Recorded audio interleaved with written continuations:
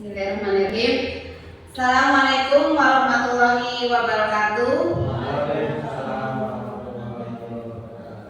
Pertama-tama marilah kita panjatkan puji syukur kehadirat Allah Subhanahu wa taala yang telah memberikan rahmat dan hidayahnya kepada kita semua, sehingga pada hari ini alhamdulillah kita bisa berkumpul di ruangan ini dalam acara budaya positif. Di sini saya perkenalkan dulu, nama saya Ida Royani, calon guru penggerak angkatan 10 SD Negeri Sidempo 2 Kabupaten Brebes. Di sini saya akan membicarakan tentang Bapak Ibu penyebaran pemahaman kepada rekan guru SD Negeri Sidempo 2. Gambar SD kita ya Bapak Ibu, ternyata bagus itu. Menerapkan pemahaman dan penerapan pemahaman budaya positif.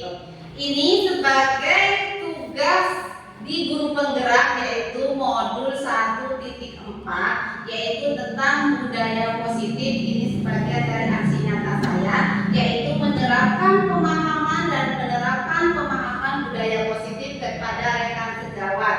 Jadi biar guru-guru di SD Negeri Sidempo 2 tahu apa itu budaya positif dan kita bisa melaksanakannya di SD Negeri Sidempo 2. Sebelumnya Bapak Ibu masih semangat kan?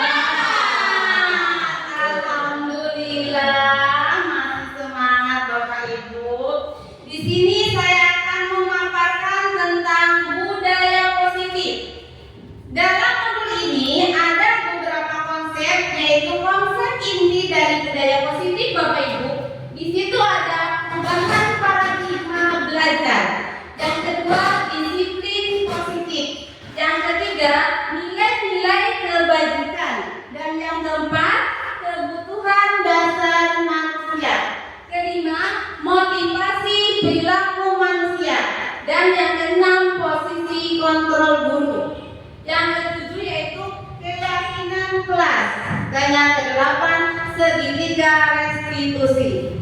Di sini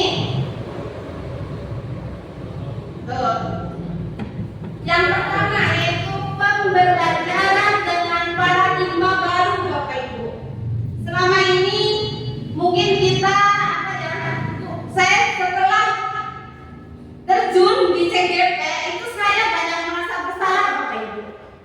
Ternyata di sini pembelajaran dengan paradigma baru, yaitu pembelajaran merupakan pembelajaran yang dirancang berdasarkan prinsip pembelajaran berdiferensiasi, sehingga para siswa belajar sesuai dengan kebutuhan berdasarkan tahap perkembangan untuk mewujudkan profil pelajar Pancasila. Bapak Ibu pernah dengar nggak berdiferensiasi itu? Pernah dengar nggak? Baru dengar? Oh, baru dengar.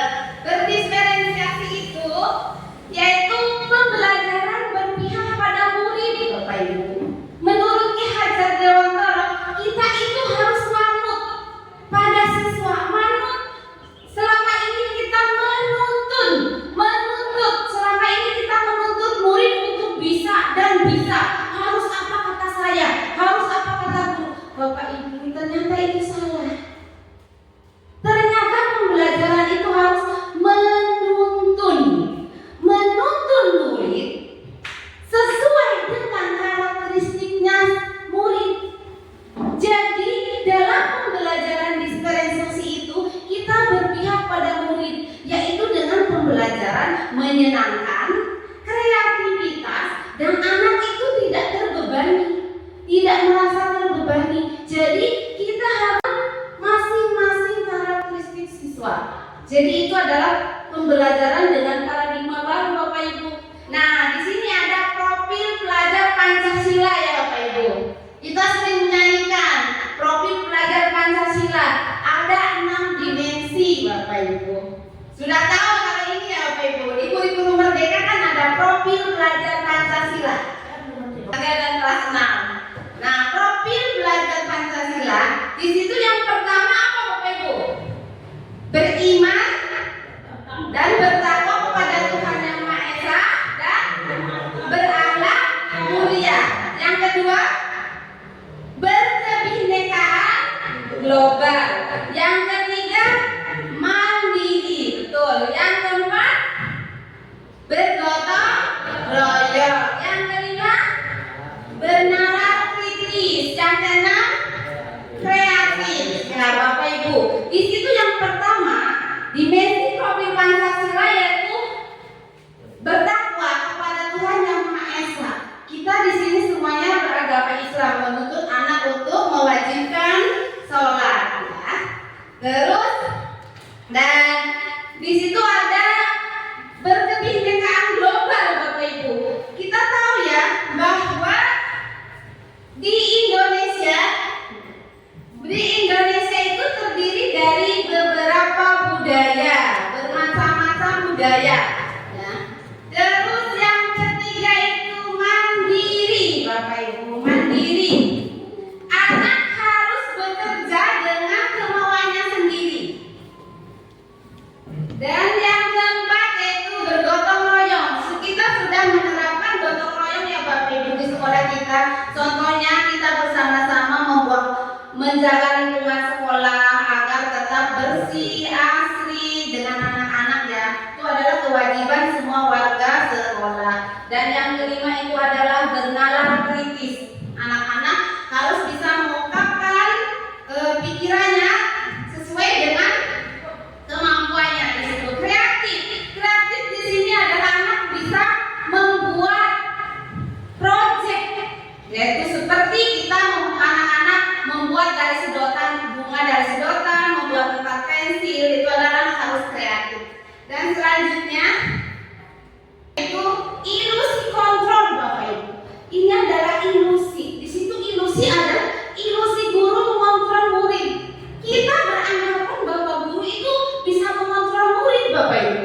Ternyata itu adalah sebuah ilusi. Contoh, anak dikeluarkan bajunya, kita mengontrol. Mas, masukin. Ya. Nah, setelah gurunya pergi, udah dikeluarin lagi. Ya, ternyata itu hanya sebuah ilusi. Karena tidak dari dirinya sendiri, Bapak Ibu. Terus yang kedua, ilusi bahwa kritik dan membuat orang merasa bersalah dapat menguatkan karakter, Bapak Ibu. Ternyata itu hanya ilusi. Kalau kita mandani bocah ya, ternyata balik lagi. Nah, terus yang ketiga, ilusi bahwa semua penguatan positif, efektif dan bermanfaat. Ternyata itu hanya sesaat bermanfaatnya Bapak Ibu. Itu hanya sebuah ilusi. Dan yang keempat, ilusi bahwa orang dewasa memiliki hak yang memaksa. Ternyata kita memaksa anak untuk belajar harus bisa. Dan anak kembali lagi. Ya, kita hanya beranggapan bukan hanya ilusi Bapak Ibu. Karena anak perubahan itu kalau bukan dari dirinya sendiri, makanya itu akan berubah lagi seperti itu Bapak. Nah, ini adalah perubahan paradigma, stimulus respon dan teori kontrol atau teori pilihan. Di sini stimulus respon berarti respon positif ya Bapak Ibu. Realitanya yaitu kebutuhan kita sama.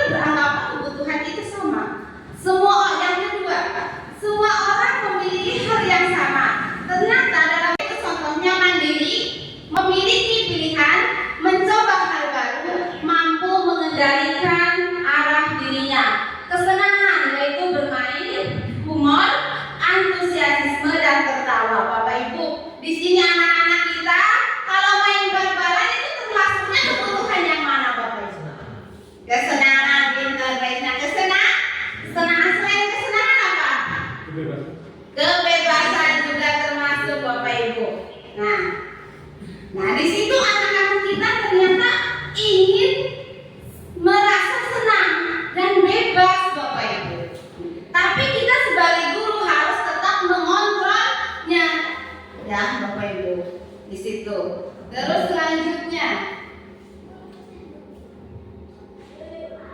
nah, motivasi perilaku manusia. Di sini tadi sudah saya sebutkan ada motivasi intrinsik, berarti dari dalam diri sendiri. Kalau ekstrinsik berarti pengaruh dari orang lain. Contohnya aku belajar. Nah, aku bedi bukan diganyami mama. Berarti itu ada pengaruh dari orang lain.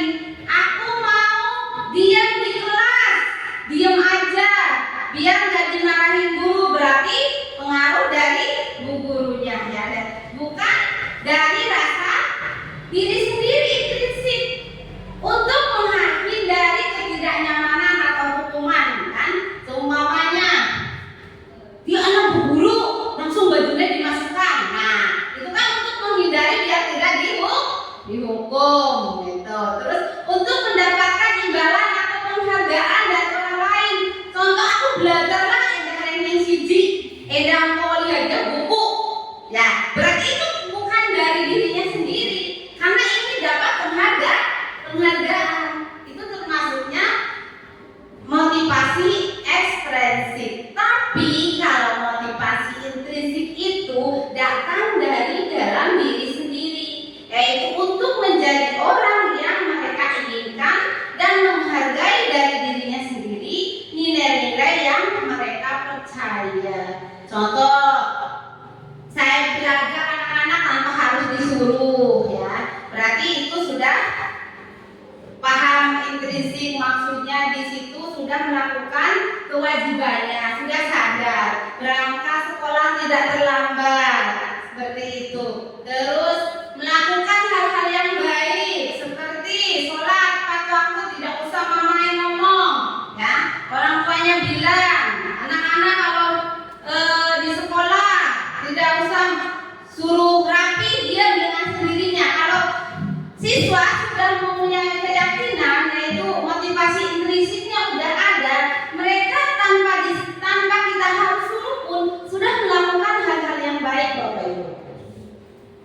Selanjutnya di sini adalah, nah di sini yang kita sering itu ada hukuman, ada konsekuensi, ada restitusi, Bapak Ibu. Hukuman, yaitu contohnya tidak terencana, Bapak Ibu. Kalau kita mau menghukum sudah terencana belum, Bapak Ibu? Belum. Ya, tiba-tiba anak orang ngerjakan PR, mana pun balik-balik, itu udah terencana belum? Belum ya, Bapak Ibu ya. Murid tidak tahu apa yang akan terjadi. Ya, murid juga tidak tahu apa ngerjakan PR, nanti ke sekolah mau terjadi apa, murid juga nggak akan tahu. Bersifat satu arah, berupa hukuman fisik atau psikis. Nah, fisik kalau melayu-layu, nah, iya. Terus konsekuensi. Nah, kalau konsekuensi itu udah ada aturan, terus melanggar, konsekuensinya apa? Seperti itu. Nih, konsekuensi itu berarti terencana, sudah direncanakan, disepakati ya, Bapak Ibu. Kayak ada perjanjian kelas dulu. Nah, kelas. ya, itu kan konsekuensi ya, Bapak Ibu. Kayak upacara bendera ini ya, harus memakai topi, harus memakai dasi ya. Nah, itu kan namanya udah aturan sekolah. Kalau tidak memakai pas upacara, konsekuensinya barisnya bisa itu. Murid tetap dibuat tidak nyaman, sikap guru selalu memonitor murid. Nah, yang ini Bapak Ibu satunya itu restitusi, Bapak Ibu, yaitu proses menciptakan kondisi bagi murid untuk memperbaiki kesalahan, proses kolaborasi yang mengajarkan murid untuk mencari solusi sendiri. Jadi Bapak Ibu, selama ini kita menghukum anak itu ternyata tidak boleh, Bapak Ibu. Jadi kalau anak punya salah, yaitu harus menggunakan segitiga restitusi, Bapak Ibu. Di sini nanti akan dilanjutkan yaitu tentang segitiga restitusi, Bapak Ibu. Nah, 5 posisi kontrol guru, yaitu penghukum. Terus yang kedua, membuat merasa bersalah. Yang ketiga, guru sebagai teman. Yang keempat, guru sebagai pemantau. Yang kelima, guru sebagai manajer. Kira-kira yang harus dilakukan itu sebagai apa? Penghukum. Penghukum berarti kan kita menghukum anak-anak ya Bapak Ibu. Nah, nih ada nih kasus ya Bapak Ibu. Nih, siswa tidak memakai atribut lengkap saat upacara bendera Bapak Ibu. Menghukum, yaitu contohnya hormat pada bendera selama 1 jam. Itu namanya menghukum anak. Terus membuat merasa bersalah. Bapak Ibu bilang, berapa kali ibu bapak harus memberitahu kamu selalu saja mengecewakan ibu bapak. Nanti anak akan merasa bersalah. Terus teman, guru sebagai teman, ayo dong ikuti aturan sekolah. Tolong bantu ibu bapak ya, sekali ini saja. Ya sudah, tidak apa-apa, lain kali jangan sampai berbuat seperti ini lagi. Berarti anak diperbolehkan masuk ke barisannya Bapak Ibu. Terus membuat merasa bersalah. Bapak Ibu bilang, berapa kali ibu bapak harus memberitahu kamu selalu saja mengecewakan ibu bapak. Nanti anak akan merasa bersalah. Terus teman, guru sebagai teman, ayo dong ikuti aturan sekolah. Tolong bantu ibu bapak ya, sekali ini saja. Ya sudah, tidak apa-apa, lain kali jangan sampai berbuat seperti ini lagi. Berarti anak diperbolehkan masuk ke barisannya Bapak Ibu, ya. Yang kedua, terus selanjutnya di sini sebagai teman, terus pemantau. Guru sebagai pemantau, contohnya, kamu sudah melanggar peraturan sekolah, kamu tahu konsekuensinya. Setelah upacara kamu beli atributnya ke koperasi dan jangan diulangi lagi. Berarti kan guru pemantau memperhatikan. Oh, jika orang bekasi, orang berkopi, kok baru buat upacara dipanggil, berarti kamu harus membeli. Kalau ini manajer Bapak Ibu, yang harus kita lakukan itu adalah sebagai manajer. Apakah kamu tahu kesalahan kamu? Kira-kira bagaimana kamu memperbaiki kesalahan kamu? Kita harus menanyakan dulu kepada anak-anak. Yaitu adalah dengan penyelesaian segitiga restitusi. Nih, posisi kontrol apakah aku? Coba lihat Bapak Ibu. Saya kecewa sekali dengan kamu. Ini posisi kontrol apa? Contohnya tadi. Sebagai apa tadi? Merasa bersalah ya. Kamu tidak pernah benar melakukannya. Menghukum. Apa rencana kamu untuk menyelesaikan masalah ini? Manajer ya. Terus posisi kontrol apakah aku? Ayolah lakukan demi Bapak Ibu ya. Iya. Kamu tidak pernah mendapatkan nilai jika tidak mengerjakan tugas. Teman? Mantap. Iya Bapak Ibu udah paham ya. Bapak Ibu, di sini selama saya CGP alhamdulillah banyak ilmu yang bermanfaat. Ternyata selama ini saya itu merasa bersalah karena saya merasa sering menghukum anak-anak Bapak Ibu. Ternyata itu tidak boleh Bapak Ibu. Kita harus menggunakan segitiga restitusi Bapak Ibu. Di situ kita harus berlaku sebagai manajer di situ. Nih, keyakinan kelas. Mengapa keyakinan kelas? Mengapa bukan peraturan kelas Bapak Ibu?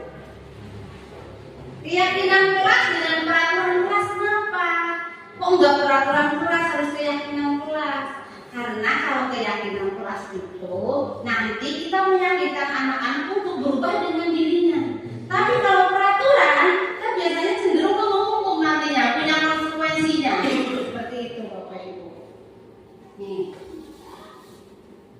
Nah, pembuat keyakinan kelas, yaitu bersifat abstrak, berupa pernyataan universal, dibuat dalam pernyataan positif, sedikit saja agar mudah diingat, sesuai dengan kondisi kelas dan sekolah sehingga mudah diterapkan.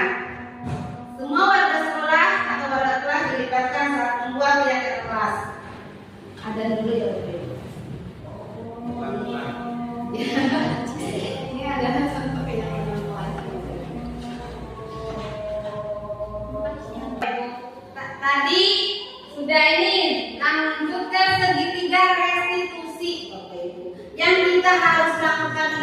yaitu kepada anak-anak menggunakan segitiga restitusi, yaitu suatu proses dialog yang dijalankan oleh guru agar dapat menghasilkan murid mandiri dan bertanggung jawab.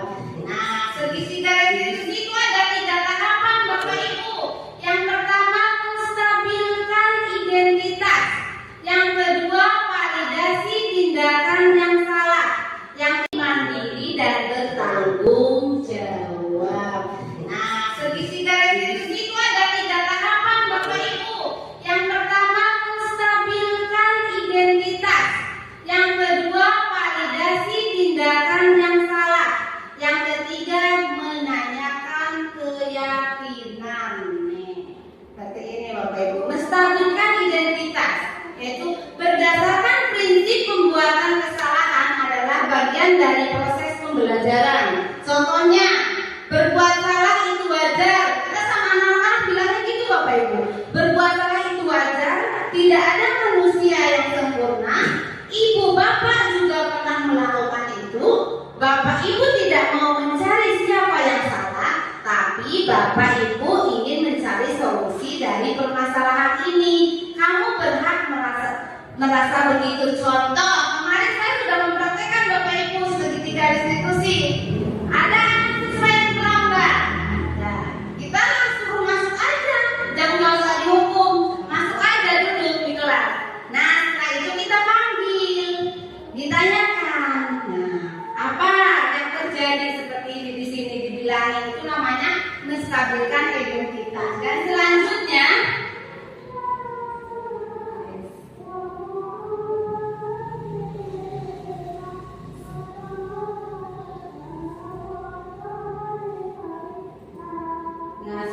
yaitu validasi tindakan yang salah. Di situ adalah berdasarkan prinsip setiap perilaku berupaya memenuhi untuk suatu kebutuhan tertentu. Nah, dibilangin, kamu pasti punya alasan mengapa melakukan ini.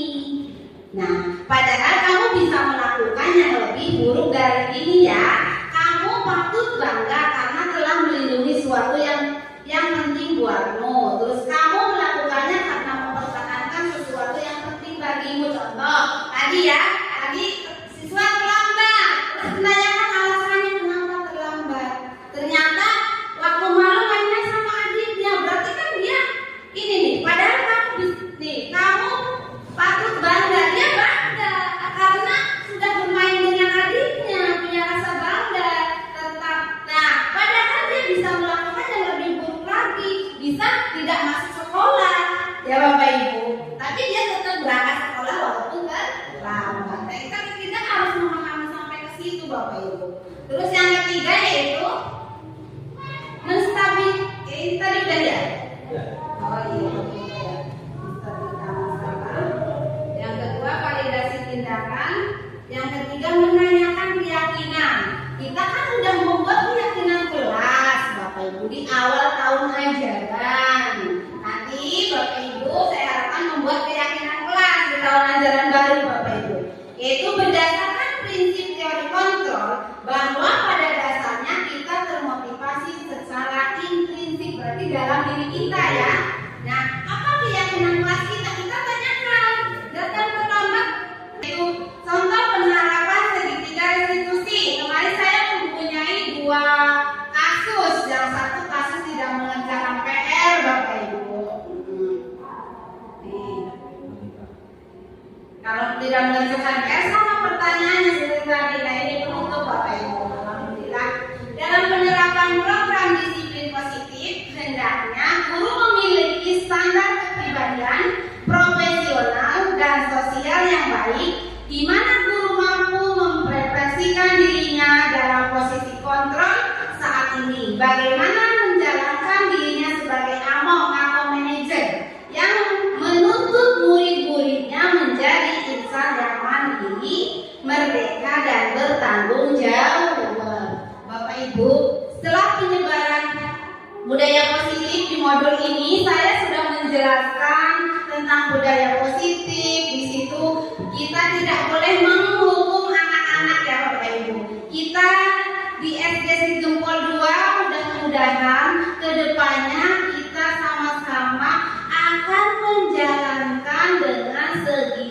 ya restitusi. Jadi saya mohon kepada Bapak Ibu semua, kita berkolaborasi ya, satu guru dengan yang lainnya, biar semua permasalahan yang ada di SD Negeri Sigempol 2 bisa terpecahkan secara bersama-sama dan dengan baik sesuai dengan harapan kita, yaitu ingin mencerdaskan anak